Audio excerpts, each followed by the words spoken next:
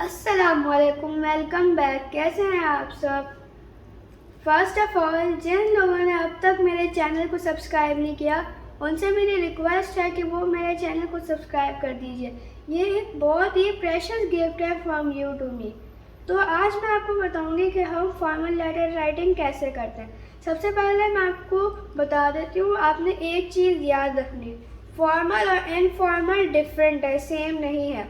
Formal का मतलब होता है कि हम किसी अपने को नहीं लिख रहे हैं, जैसे आप किसी मैनेजर को लिख रहे हैं, किसी सीईओ को लिख रहे हैं, किसी और को लिख रहे हैं जो हमारी फैमिली में इंक्लूडेड नहीं है, हमारा कोई रिलेटिव नहीं है, वो कोई रिश्ता नहीं है उनसे। और इनफॉर्मल वो लेटर राइटिंग होती है जो हम अपने अपनों को लिखते हैं, जैसे आप अपने फ्रेंड को लिख दिया, हम उनके साथ hello, hi, how are you, your loving sister, your loving ये, योर लविंग वो, ये सब लिख सकते हैं हम। लेकिन फॉर्मल लेटर राइटिंग में हम hello, hi, how are you, loving नहीं लिख सकते। ये हमें थोड़ा उनके साथ फॉर्मल रहना चाहिए। और जब हम उनके लिए जब लेटर लिख रहे होते हैं तो हमें बहुत ही ध्यान से लिखना होता है, अपनी ग्रामर, पंक्चुएशन, हर चीज़ को देख के लिखना होता है। तो सबसे पहले ये गैप है, इस गैप का मतलब है कि आपने एक लाइन छोड़नी है।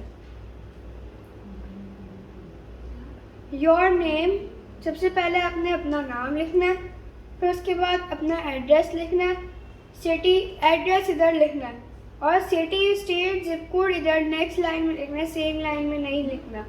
और उसके बाद आप लोगों ने एक लाइन छोड़नी है, रेसिपिएंट्स नेम लिखना है जिसको ये ख़त मिलेगा, रेसिपिएंट्स एड्रेस जिसको ख़त मिलेगा उसका एड्रेस, और city, state, zip code next line में। सब्जेक्ट क्या होता है ये भी मैं आपको निकालना सिखाती हूँ, brief subject of the letter. तो क्वेश्चन हमारे पास ये है, write a letter to your school's headmistress requesting her to arrange a fun fair. तो ये हमारा क्वेश्चन, और अब क्वेश्चन के अंदर ये सब्जेक्ट छुपा होता है, किधर है सब्जेक्ट वो भी बताती हूँ। तो जो क्वेश्चन है इसके अंदर एक तो बता रहा है कि एक सेंटेंस तो ये बता रहा है हमें कि किसको ख़त लिखना है, और एक सेंटेंस ये बता रहा है कि क्यों लिखना है ख़त। तो जो ये मैंने कॉमा लगाया है या आपके लिए लगाया है ताकि आप लोगों को आसानी हो जाए सब्जेक्ट निकालने में। तो कॉमा से पहले जो ये पूरा सेंटेंस है ना, write a letter to your school's headmistress, ये बता रहा है कि हमने ख़त किसको लिखना है, ये सब्जेक्ट नहीं हो सकता बस, क्योंकि ये बता रहा है कि किसको लिखेंगे। कॉमा के बाद ये लिखा हुआ है requesting her to arrange a fun fair, यानी ये सब्जेक्ट है, क्योंकि ये बता रहा है कि क्यों लिखना है ख़त। फन फेयर यानी जहाँ वहाँ पे बहुत ज़्यादा एक्टिविटीज़ होती हैं और बच्चों के लिए वो होता है, वो बहुत मज़ा आता है उस जगह पे। तो आपके स्कूल में हम ये उनसे रिक्वेस्ट कर रहे हैं कि हम अपने स्कूल में फन फेयर अरेंज करें। तो इसमें अंदर से सब्जेक्ट ये है, रिक्वेस्टिंग नहीं आएगा, आपने रिक्वेस्ट लिखना है, आईएनजी नहीं आएगा। रिक्वेस्टिंग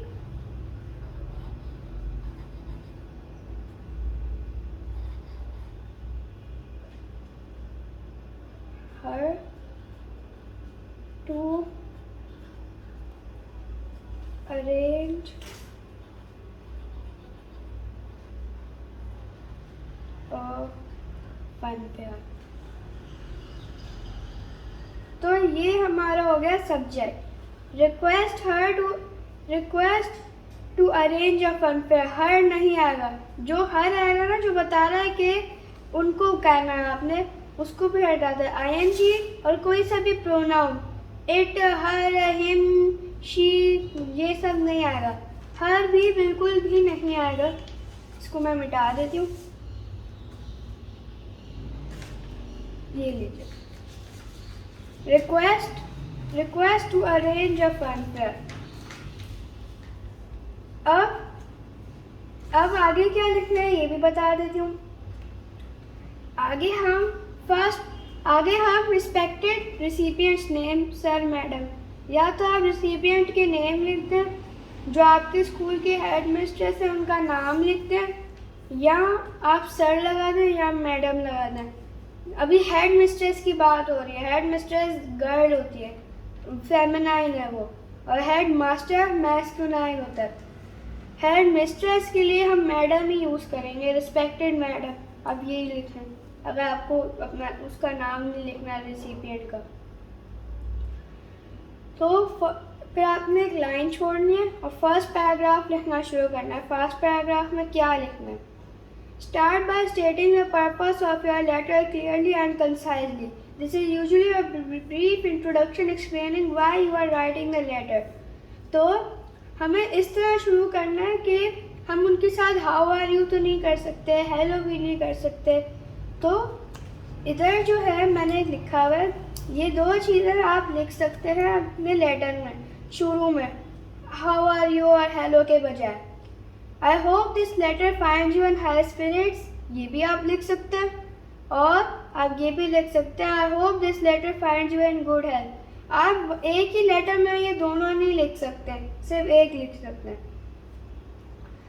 तो ये आपने लिख दिया, फिर उसके बाद आपने ये लिखना है, I am writing this letter to tell you about ways to improve the school library. क्योंकि मैं लाइब्रेरी के ऊपर लिख रही हूँ, क्वेश्चन हमारा यही है, क्योंकि सॉरी कोई लाइब्रेरी वाला नहीं है। तो हम उनसे रिक्वेस्ट कर रहे हैं कि हमें एक फन फेयर अरेंज करनी है।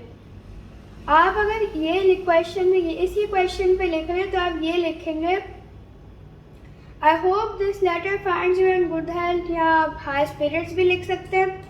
और फिर इसके बाद आप ये लिखेंगे, I am writing this letter to request you to arrange a fun fair. ये होएगा, हर के बजाय यू, और ING भी कट हो जाएगा।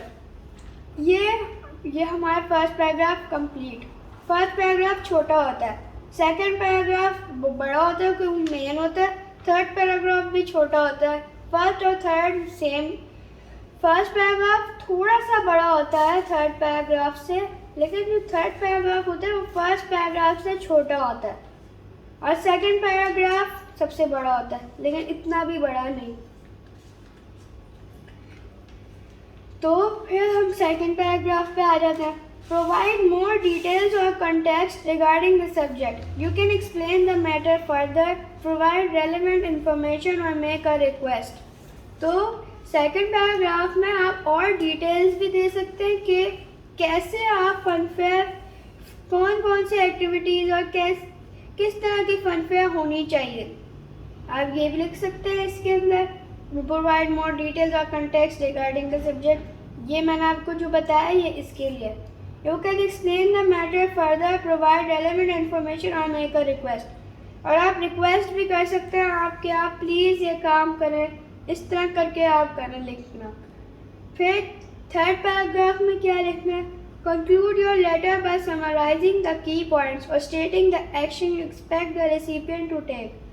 तो हमें अपना कंक्लूड का मतलब ख़त्म, तो हमें अपना लेटर थर्ड पैराग्राफ में ख़त्म करना है, ये लास्ट पैराग्राफ होता है। और की पॉइंट्स लिखने के बच्चों का क्या फ़ायदा होगा, students will enjoy the fun fair, ये सब। और आप ये भी लिख सकते हैं कि जिस तरह आप क्या चाहते हैं कि आपकी जो हेड मिस्ट्रेस है वो किस तरह रिएक्ट करें। फॉर एग्जांपल मैं चाहती हूँ कि वो अरेंज करें एक फन फेयर, तो आप ये लिख सकते हैं, I hope you like my ideas and will arrange a fun fair soon, आप ये लिख सकते हैं। फिर उसके बाद एक लाइन छोड़नी है आपने, thank you for your time and consideration, यानी उन्होंने अपना वक्त निकाला हमारे लिए तो हमको थैंक यू बोल रहे हैं। फिर लाइन छोड़नी है, सिंसियरली लिखना है, अपना फुल नेम लिखना है, क्लास सेक्शन। तो मैं अभी अपने स्कूल में पढ़ रही हूँ इसलिए मैं क्लास सेक्शन लिखती हूँ, आप क्लास सेक्शन में लिखना, आप सिंसियरली के बाद अपना फुल नेम लिख के ख़त्म। तो गाइस ये जितनी भी चीज़ें मैं आपको पढ़ा रही हूँ, अगर इनमें कोई मिस्टेक हो तो आप ज़रूर इनकी करेक्शन कर लीजिएगा। Thanks for watching. Please like, share and subscribe to my channel. इंशाल्लाह मिलते हैं आपसे नेक्स्ट वीडियो में। तब तक के लिए अल्लाह हाफिज़।